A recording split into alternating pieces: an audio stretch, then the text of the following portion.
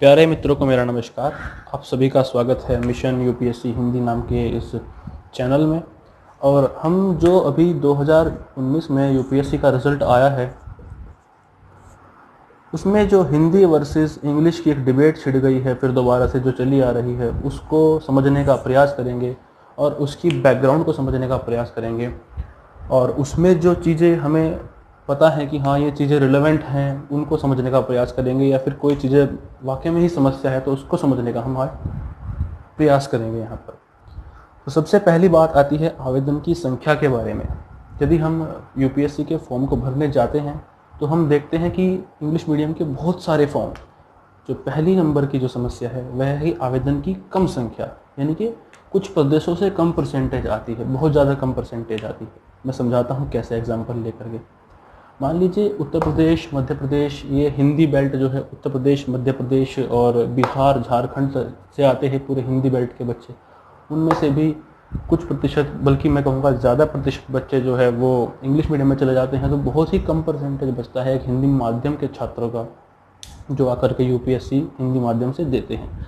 सबसे पहला कारण हुआ कि कुछ प्रदेशों से बहुत कम परसेंटेज में बच्चे आते हैं, वो फार्म भरते हैं यूपीएससी का आकर के, इसीलिए कम आउटपुट आता है। क्योंकि किसी मशीन में, मान लीजिए ये कोई मशीन है, ये मशीन है, इस मशीन में अगर हम कम संख्या में कुछ प्रोडक्ट डालते हैं, कुछ रॉ मटेरियल डालते हैं, तो रॉ मटेरियल अगर हम कम डालेंगे तो उसमें से प्रोडक्ट भी तो कम ही निकलेगा, ये फैक्ट है। तो इसी फैक्ट को यहाँ पर हम अप्लाई करते हैं कि हिंदी माध्यम के फॉर्म भी कम भरे जाते हैं, इसीलिए उनकी संख्या भी निकलने वालों की कम ही होती है। तो दूसरे नंबर की जो चीज़ है वह है पृष्ठभूमि। पृष्ठभूमि का मतलब हमारी जो 10वीं 12वीं ग्रेजुएशन की जो परीक्षाएं होती हैं, उनमें हिंदी माध्यम और अंग्रेजी माध्यम में कितना अंतर है। क्या वह कारण है जो हिंदी माध्यम के रिजल्ट जो है वो इतने अच्छे नहीं आ पा रहे यूपीएससी में, क्या वह एक कारण है। हमने देख लिया कि पहला कारण जो है वह कारण नहीं है, उस कारण को हम नकार देते हैं, ठीक है। तो पृष्ठभूमि के बारे में अगर हम बात करें तो 10वीं 12वीं और ग्रेजुएशन की जो परीक्षाएं होती हैं, क्या उनमें यूपीएससी के बच्चे हिंदी माध्यम के अलग हो जाते हैं और इंग्लिश माध्यम के अलग हो जाते हैं। तो देखिए, मैं कहूँगा थोड़ा हाँ और थोड़ा नहीं, इसमें हम एक बैलेंस बना करके चलेंगे, क्योंकि पृष्ठभूमि एक कारण हो सकता है और एक कारण नहीं भी हो सकता। अब एग्जाम्पल देकर समझाता हूँ कैसे। ये ऐसे समझना होगा हमें कि पृष्ठभूमि, यदि हम किसी 10वीं क्लास को करते हैं और कोई इंग्लिश मीडियम से 10वीं क्लास को करता है, तो उसको आगे 12वीं करने के बाद कुछ ऑप्शन खुल जाते हैं, हमारे पास कुछ ऑप्शन खुल जाते हैं। यहाँ पर प्रोबेबिलिटी ज़्यादा है, प्रायिकता ज़्यादा है। आप पीसीएम के साथ बायो भी ले सकते हैं, तो वो बच्चा ज़्यादा अपनी उसके जो आयाम हैं, वो उन्हें ज़्यादा खोल सकता है। हमारे पास कम अवसर हैं आयाम खोलने के, थोड़ा हमारा एटीट्यूड ऐसा बन जाता है कि हम हिंदी माध्यम के हैं। तो पृष्ठभूमि एक विशेष कारण नहीं है, इसको भी हम नकार देते हैं। माध्यम कारण है या नहीं है, यानी कि ये लैंग्वेज ही कारण है या नहीं है। हिंदी वर्सेस इंग्लिश जो है, हिंदी वर्सेस जो इंग्लिश लैंग्वेज का एक यहाँ पर महायुद्ध छिड़ा हुआ है, क्या वह कारण है या नहीं है, इस बात को हम देखते हैं। तो माध्यम के बारे में अगर मैं बात करें तो यूपीएससी का जो एग्ज़ाम है वह 3 स्टेजेस में होता है। हम सभी जानते हैं, प्रीलिम्स, मेंस और इंटरव्यू। तो प्रीलिम्स, साथ में मेंस और साथ में जो इंटरव्यू होता है जिसको हम पर्सनैलिटी टेस्ट बोलते हैं। प्रीलिम्स भी Hindi as well as English में आता है, जबकि मेंस भी इसी तरह से हिंदी और इंग्लिश में आता है। इंटरव्यू में भी आपके पास ऑप्शन होता है हिंदी और इंग्लिश का। तो माध्यम को अगर हम देखें तो मुख्य कारण माध्यम मुझे नहीं लगता कि ये होना चाहिए, लेकिन हाँ, कहीं ना कहीं माध्यम एक रोल प्ले करता है आपके एटीट्यूड को डिसाइड करने में, आपकी अभिवृत्ति को डिसाइड करने में। माध्यम एक बड़ा रोल प्ले करता है कि आप कैसे चीज़ों को लेते हैं। इंग्लिश मीडियम के छात्र जो है वो जल्दी से 10वीं 12वीं परीक्षा को पास करके किसी एंट्रेंस एग्जामिनेशन में बैठते हैं, लाइक आईआईटी, जेईई या फिर कोई मेडिकल एग्ज़ाम हो गया। लेकिन ऐसा नहीं है कि वो इंग्लिश मीडियम के ही सारे जाते हैं, वो हिंदी माध्यम के छात्र भी उसमें होते हैं। पहला कारण है आवेदन की कम संख्या, जो कि बहुत बड़ा कारण है। ये छोटे छोटे कारण हैं जिनको हम बड़ा कारण मान लेते हैं, और इस वजह से हम परीक्षा की जो एक सफ़र है उससे भ्रमित हो जाते हैं। बड़ा कारण है आवेदन की कम संख्या, ये आप हमेशा ध्यान रखिए, क्योंकि आवेदन की कम संख्या का मतलब क्या है, रॉ मटेरियल कम जा रहा है तो प्रोडक्ट भी कम ही निकलेगा। ये मेन कारण है। माध्यम या पृष्ठभूमि कोई बड़े कारण नहीं है। अब आते हैं बुक सोर्सेज पर। तो इसको हम बड़ा कारण नहीं मानते। ठीक, अब आते हैं बुक सोर्सेज यानी कि किताबें। अब देखिए, अगर आज से हम 1 या 2 साल पहले की बात लेते हैं कि किताबों में हिंदी और अंग्रेजी की जो किताबें हैं इनमें एक बहुत बड़ा गैप डेवलप था। लक्ष्मीकांत ले लीजिए, चाहे आप स्पेक्ट्रम ले लीजिए, चाहे आप विपिन चंद्रा ले लीजिए, सभी किताबों में एक बड़ा गैप डेवलप था कि कोई किताब इंग्लिश में उपलब्ध थी वो हिंदी में उपलब्ध नहीं होती थी। लेकिन आज की डेट में आपको सभी की सभी जो स्टैंडर्ड बुक्स हैं, स्टैंडर्ड बुक्स जो भी हैं आपकी सभी, वो आपको Hindi as well as English दोनों में उपलब्ध हैं। चाहे आप लक्ष्मीकांत की बात करें, चाहे आप स्पेक्ट्रम की बात करें, चाहे आप नितिन सिंघानिया की बात करें आर्ट एंड कल्चर के लिए। बुक लिस्ट में आपको अगले वीडियो में प्रॉपर बताऊंगा कैसे पढ़ना है, ठीक है, वो मैं अभी डिस्कस नहीं करूंगा। लेकिन बुक सोर्स यानी कि किताबें यूपीएससी में हिंदी माध्यम के कम रिजल्ट का कारण बिल्कुल नहीं है, यह आप ध्यान रखेंगे बिल्कुल। कोचिंग, 5वां पॉइंट आता है कोचिंग। अब कोचिंग में ये एक आंसर इसका एक ऐसा हो सकता है कि हर व्यक्ति का अपना एक नज़रिया होता है सोचने का कि मुझे कोचिंग करनी है या नहीं करनी। ये आपकी एटीट्यूड पर, अभिवृत्ति जो है वह इस चीज़ को डिसाइड करती है कि आपको कोचिंग करनी है या नहीं करनी। क्योंकि यूपीएससी में ऐसा कुछ पढ़ने को इतना खास है नहीं, इतना हार्ड कुछ है नहीं कि आपको ज़रूरी है कोचिंग करना। लेकिन आपको ये भी बात ध्यान रखनी कि आपकी समझ में अपने आप से नहीं आ रहा तो आपको कोचिंग की ज़रूरत पड़ेगी।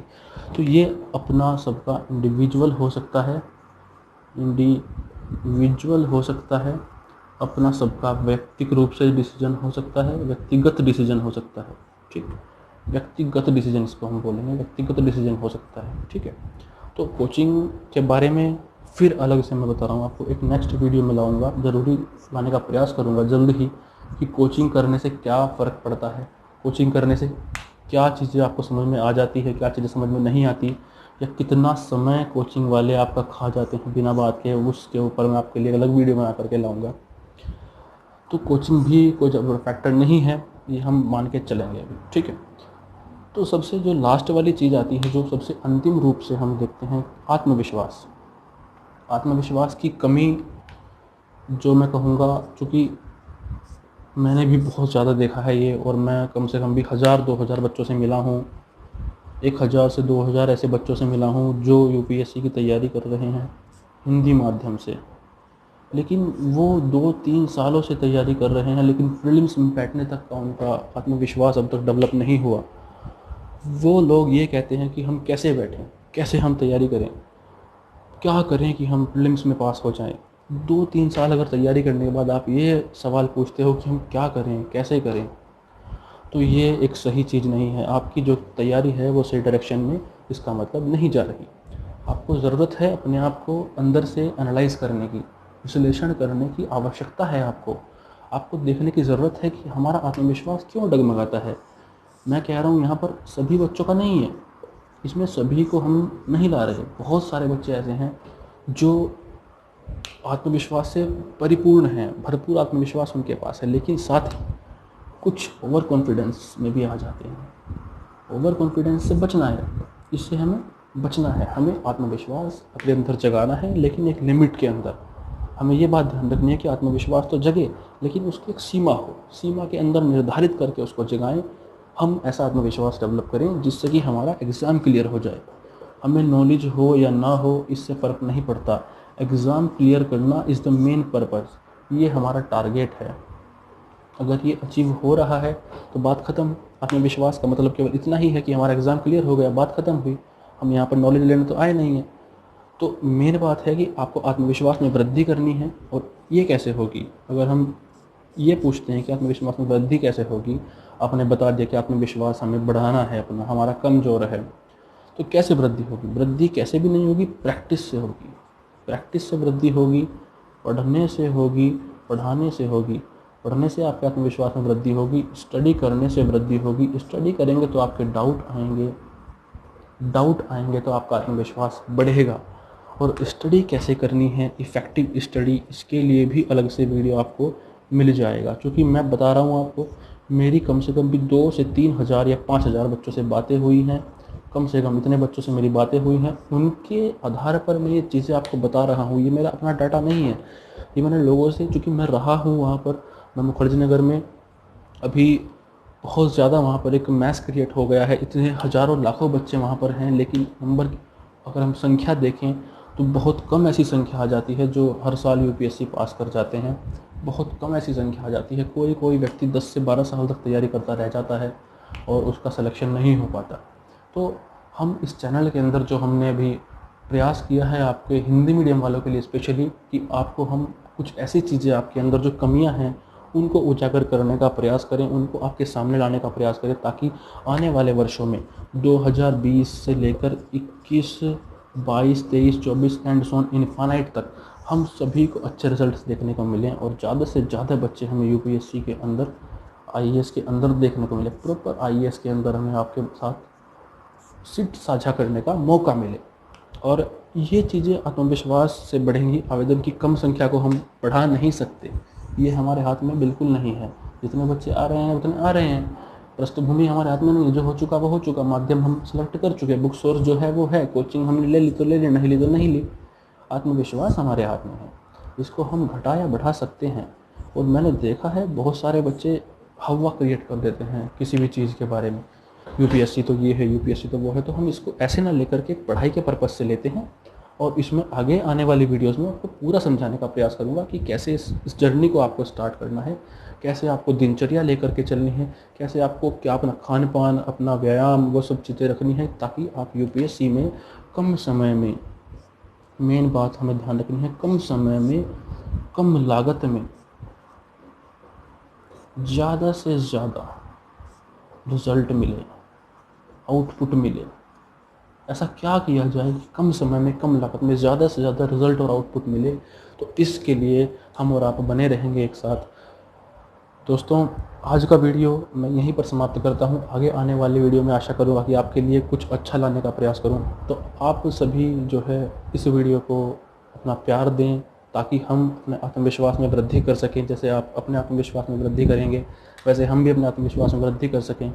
और हम भगवान से ये आशा करते हैं, दुआ करते हैं कि आप सभी जो हैं वो यूपीएससी पास करें और अपना एक बेहतर भविष्य बनाएं। धन्यवाद दोस्तों।